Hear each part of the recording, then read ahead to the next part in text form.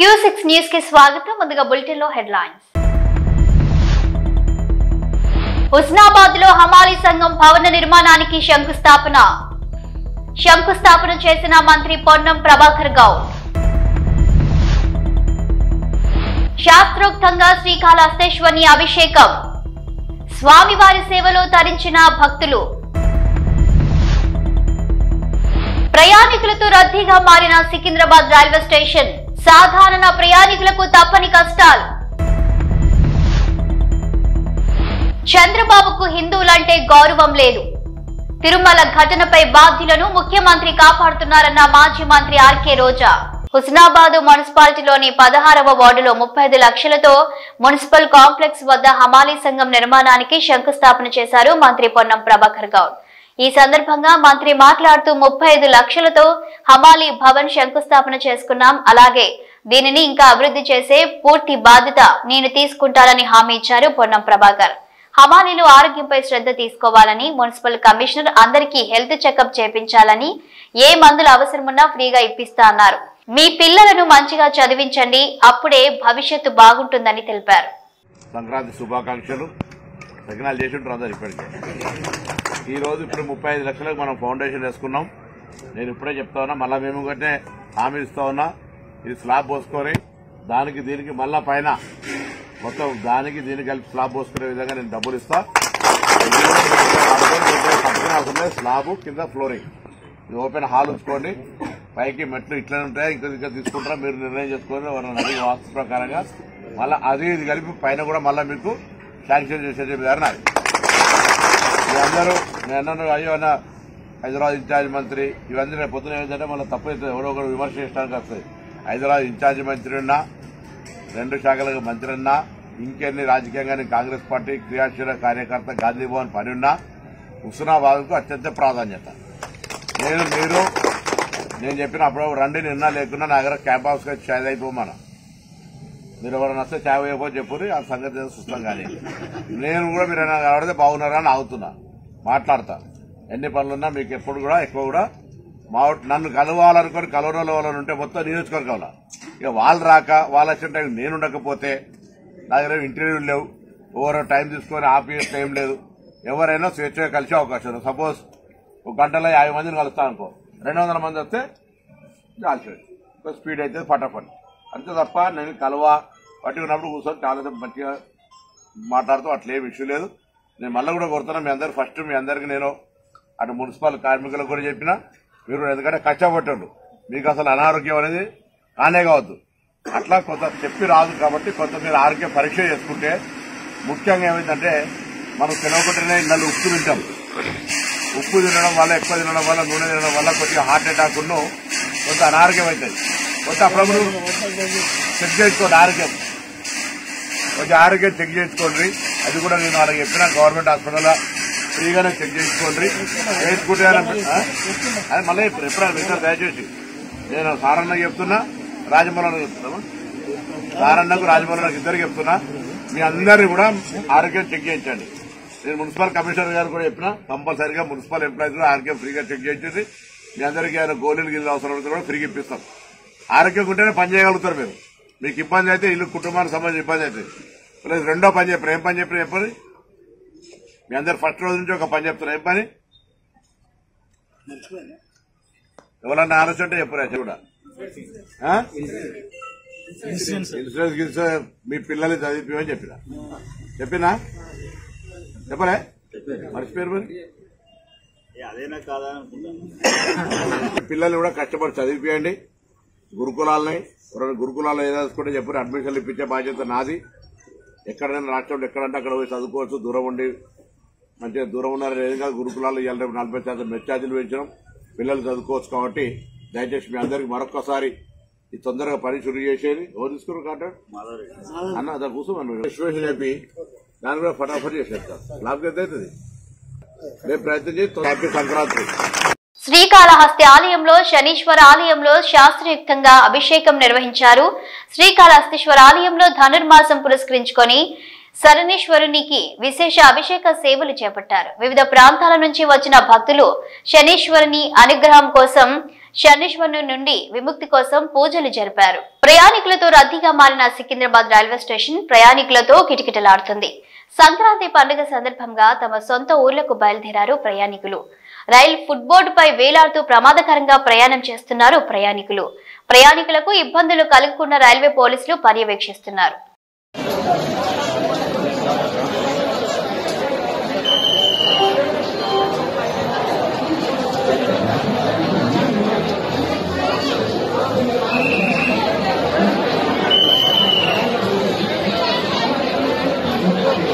చంద్రబాబు ఏ ముహూర్తాన ముఖ్యమంత్రి అయ్యాడో ఆ క్షణం నుండి ఇలాంటి దురదృష్టకర సంఘటనలు చోటు చేసుకుంటున్నాయని, తిరుమలలో ఎప్పుడు ఇలాంటి దుర్ఘటన జరగలేదని, చంద్రబాబు అధికారం చేపట్టిన దగ్గర నుండి ఇలాంటి ఘటనలు చోటు చేసుకుంటున్నాయని విమర్శించారు మాజీ మంత్రి ఆర్కే రోజా. తన మనుషులని టీటీడీలో పెట్టుకుని ఈ రోజు 6 మృతికి కారణమయ్యాడని ఆరోపించారు రోజా. వారిని కాపాడాలని ప్రయత్నం చేస్తున్నప్పుడు తప్ప ఇంతవరకు ఒక్కరిపై కూడా కేసు పెట్టలేదని విమర్శించారు. హిందూ మనోభావాలను చంద్రబాబు గౌరవించడం లేదంటూ తీవ్రంగా విమర్శించారు రోజా. గమనించి అందరూ అసహించుకుంటున్నారని కూడా ఈ సందర్భంగా తెలియజేసుకుంటున్నా. ఎందుకంటే తిరుమలలో ఎప్పుడూ కూడా ఇలాంటి ఘోరమైన దుర్ఘటన జరగలేదు. చంద్రబాబు నాయుడు ఏ ముహూర్తాన ముఖ్యమంత్రి అయ్యాడో ఈ టీటీడీ అలాగే వెంకటేశ్వర స్వామి పరువు ప్రతిష్ట దిగజారిపోయేలాగా ప్రతి ఒక్క కార్యక్రమం చేయటం మనం కళ్ళారా చూస్తున్నాం. నిజంగా ఈరోజు ఎంత బాధాకరం అంటే ఈ చంద్రబాబు నాయుడు తన మనుషుల్ని టీటీడీలోను తిరుపతిలో పెట్టుకొని ఈరోజు 6 మందిని బలి తీసుకుంటే ఇంతవరకు ఒక్కరి మీద కూడా కేసు పెట్టలేదు, వాళ్ళని కాపాడాలన్న ప్రయత్నం చేస్తున్నాడు అంటే ఈయనకి హిందువులంటే గౌరవం లేదా? ఈయనకి భక్తులంటే గౌరవం లేదా? వాళ్ళ ప్రాణాలకి విలువ లేదా? ఎంత సిగ్గుచేటో ఒకసారి మీరు ఆలోచించండి. ఈరోజు చంద్రబాబు నాయుడు తనకి రోజు భజన చేసే నాయుడు గారినేమో టీటీడీ చైర్మన్ చేసుకున్నాడు. తన గత ఓఎస్డీ వెంకయ్య చౌదరినేమో అడిషనల్ ఈఓగా పెట్టాడు. మళ్ళీ జేఈఓగా కూడా పోస్ట్ ఇచ్చాడు. జేఈఓ అనేది ఒక సీనియరు అనుభవం ఉన్న వ్యక్తికి ఇవ్వాల్సిన పోస్టుని ఏ అనుభవం లేనివాడు, భక్తి లేనివాడు, భక్తుల మీద ప్రేమ అభిమానం లేని వాడికి ఇచ్చాడు అంటే దానికి కారణం వెంకయ్య చౌదరి అవటమేనా అని నేను అడుగుతున్నా. ఇక ఎస్పీగా సుబ్బారాయుడు గారు తన దగ్గర సెక్యూరిటీ ఆఫీసర్గా పనిచేసిన వాడిని తిరుపతి తీసుకొచ్చి ఎస్పీగా పెట్టాడు. ఇలా నీకు సేవ చేసే వాళ్ళని పెట్టుకొని భక్తులకి సేవ చేయాలన్న ఆలోచన వాళ్ళకి లేకుండా చేసి ఈరోజు 6 మంది చనిపోవటానికి 60 మంది గాయపడటానికి కారణమైన వాళ్ళని ఇంతవరకు కేసు పెట్టకుండా కాపాడాలన్న ప్రయత్నం చేస్తుంటే చంద్రబాబు నాయుడిని ఏమనాలో ఒకసారి మీ అందరూ కూడా ఆలోచించుకోవాలి. ఎందుకంటే దీంట్లో వీళ్ళందరితో పాటు మొదటి ముద్దాయిగా చంద్రబాబు నాయుడు గారిని పెట్టాలి. ఎందుకంటే ఒక పక్క మోడీ గారి మీటింగ్ జరుగుతుంది, దానికి ఉన్న పోలీసులంతా అటుపోయారు. ఇక చిత్తూరు తిరుపతి జిల్లా పోలీసులనైనా ఈ టోకన్ల దగ్గర పెట్టి ఒక 3 రోజుల ముందుగానే టోకన్లు ఇచ్చి వాళ్ళకి సేఫ్టీగా పంపించుంటే ఈరోజు ఈ దుర్ఘటన జరుగుండేది కాదు. కానీ 9వ తేదీ టోకన్లు ఇస్తామని చెప్పి అది 8వ తేదీ సాయంత్రానికే ప్రీపోన్ చేసి 6, 7, 8 చంద్రబాబు నాయుడు కుప్పంలో కూర్చొని ప్రోగ్రాం చేసుకుంటూ పోలీసుల్ని అధికారుల్ని తన చుట్టూ తిప్పుకొని వాళ్ళని పని చేయకుండా చేసి 6 మందిని చంపేసి ఇప్పుడు అధికారులకు తప్పిదమంటే ఇది తప్పించుకోవడం కాదా? ఇది ముమ్మాటికి చంద్రబాబు నాయుడు ఆయన ప్రభుత్వం చేసిన హత్యే. ఆయన ఏం ప్రోగ్రాం చేశారో మీ అందరికీ తెలుసా? ఒకసారి చూడండి. 6, 7, 8వ తేదీ చేసిన ప్రోగ్రాంలు స్వర్ణ కుప్పం అంట, కుప్పం విజన్ 2029 అంట. 30 ఏళ్లకు పైగా కుప్పానికి ఎమ్మెల్యేగా ఉన్నావు, మూడు సార్లు ఆల్రెడీ ముఖ్యమంత్రిగా చేశావు. అప్పుడు చేయలేని స్వర్ణ కుప్పం ఇప్పుడు చేస్తానని ఇలాంటి ఒక క్రూషియల్ టైంలో పెట్టి నీ సెల్ఫ్ డబ్బా నీ భజన నువ్వు చేసుకోవడానికి 6 మందిని చంపేసి 60 మందిని గాయాల పాలు చేసి మళ్ళీ కళ్ళబొల్లి మాటలు ఎంతవరకు మాట్లాడటం సమంజసం? పిఠాపురం నియోజకవర్గం కుమరపురంలో మినీ గోకులాన్ని ప్రారంభించారు రాష్ట్ర ఉప ముఖ్యమంత్రి పంచాయతీరాజ్ గ్రామీణ అభివృద్ధి శాఖల మంత్రి పవన్ కళ్యాణ్. శ్రీకృష్ణుడి ఆలయం వద్ద నిర్మించిన ఈ గోకులాన్ని ప్రారంభించి రైతు శ్రీ యాదవ్ నాగేశ్వరరావుకి అందజేశారు. మహాత్మా గాంధీ జాతీయ గ్రామీణ ఉపాధి హామీ నిధులతో 1.85 లక్షల వ్యయంతో దీన్ని నిర్మించారు. మినీ గోకులాన్ని ప్రారంభించి 4 గోవులను రైతుకి అందజేశారు.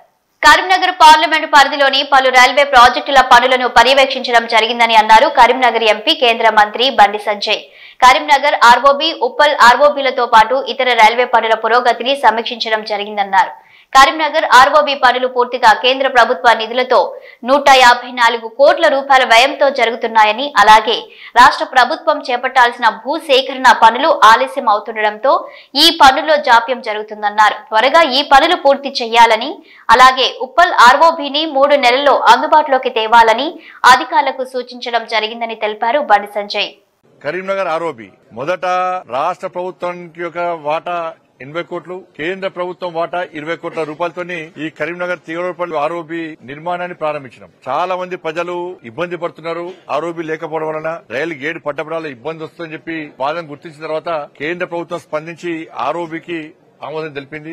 20 కోట్ల రూపాయలను వెంటనే విడుదల చేయడం జరిగింది. దురదృష్టవశాత్తు అప్పుడున్న ప్రభుత్వం వాళ్ళు ఇవ్వాల్సినటువంటి 80 కోట్ల రూపాయలను ఇవ్వకపోవడం వలన ఆ పనులు మొత్తం ఆర్ఓబి మొత్తం పెండింగ్ లో ఉండే. ఇటువంటి పరిస్థితుల్లో ప్రజలు పడుతున్న ఇబ్బంది దృష్టిలో ఉంచుకొని కేంద్ర ప్రభుత్వం సేతు బంధన్ స్కీమ్ ను కొత్తగా ప్రారంభించింది. కాబట్టి ఈ సేతు బంధన్ స్కీమ్ యొక్క ముఖ్య ఉద్దేశం ఏంటంటే పూర్తి 100% నిధులు కేంద్ర ప్రభుత్వమే విడుదల చేస్తుంది. కాబట్టి అప్పుడు మంత్రి గారిని నితిన్ గడ్కరీ గారిని రిక్వెస్ట్ చేసిన తర్వాత రాష్ట్ర ప్రభుత్వం సహకరిస్తలేదు, రాష్ట్ర ప్రభుత్వం ఇవ్వాల్సినటువంటి వాటా ఇస్తలేదు. కాబట్టి ప్రజలు ఇబ్బందులు తెలిపిన తర్వాత వారు దానికి అంగీకరించి కరీంనగర్ తీగలపల్లి అని చెప్పి ఆర్ఓబిని కూడా సేతు బంధన్ స్కీమ్ లో యాడ్ చేయడం వలన 154 కోట్ల రూపాయలు కేంద్రమే 100% నిధులు విడుదల చేసింది. అందుకే పనులు నడుస్తా ఉన్నాయి. ఇక్కడ ఇబ్బంది గానీ కొత్తపల్లి మనోహరాబాద్ లైన్ లేట్ కావడానికి ఇబ్బంది ఏంటంటే ల్యాండ్ ఎక్వేషన్ భూ సేకరణ విషయంలో చాలా ఇబ్బందులు రావడం వలన దానికి రాష్ట్ర ప్రభుత్వం సహకరించకపోవడం వలన ఏ ప్రభుత్వం ఉన్నా సహకరించకపోవడం వలన ఇబ్బందులు వస్తా ఉన్నాయి. కానీ ఎందుకు లేట్ అవుతుంది ఇంకా పనులు అయితే లేవు అని చెప్తే రాష్ట్ర ప్రభుత్వాలు సహకరించాలి. కేంద్ర ప్రభుత్వం చేసే అభివృద్ధి పనులకు రాష్ట్ర ప్రభుత్వాలు సహకరిస్తే పనులు చక్కచక్క సాగుతాయి, ప్రజలకు ఇబ్బందులు గురగారు. కానీ భూ సేకరణ విషయంలో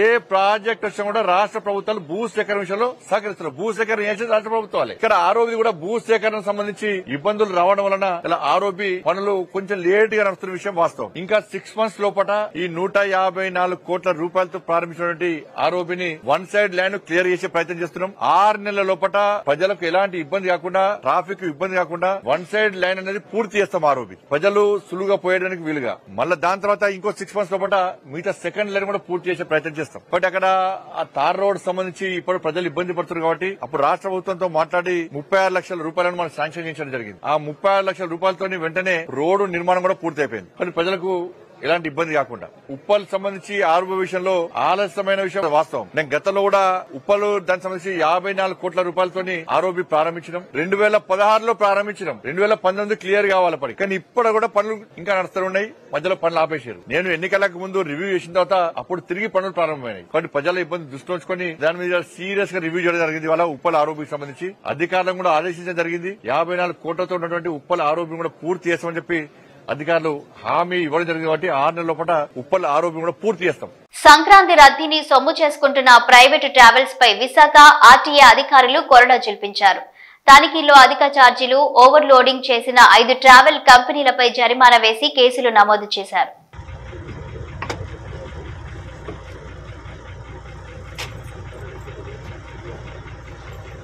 సంతానం లేని మహిళలను గర్భవతులను చేయండి, 13 లక్షలు అందుకోండి. ఈ ప్రకటన చూసి ఇదేదో బాగుందని వెళ్లిన వారు నిలువున మోసపోయారు.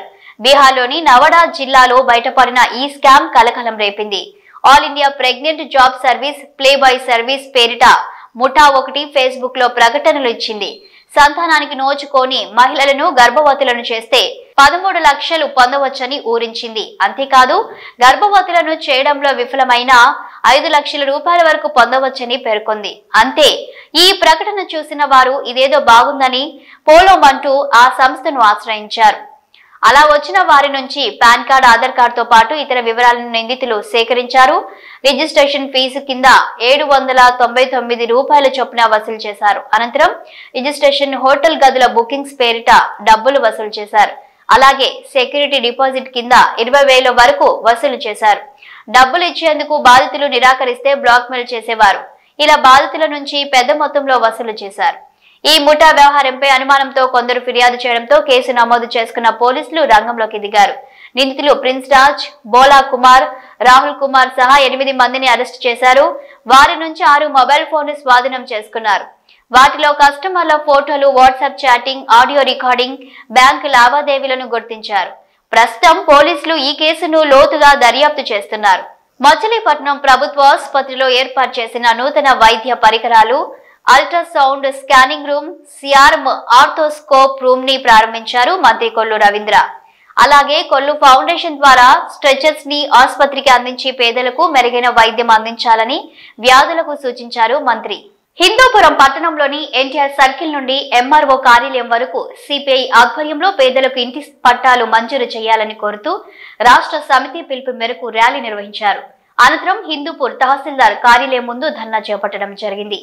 ఈ ధర్నా సందర్భంగా సిపిఐ హిందూపురం తాలూకా కార్యదర్శి కనిశెట్టిపల్లి వినోద్ కుమార్ మాట్లాడుతూ పేదలకు గ్రామీణ ప్రాంతాల్లో 3 సెంట్లు, పట్టణాల్లో 2 సెంట్లు స్థలాలు కేటాయించి ప్రభుత్వమే 5 లక్షల రూపాయలు ఇంటి నిర్మాణానికి అందించాలని విజ్ఞప్తి చేశారు. అనంతరం సీనియర్ అసిస్టెంట్ ఈశ్వరయ్యకు వినతి పత్రం అందించడం జరిగింది.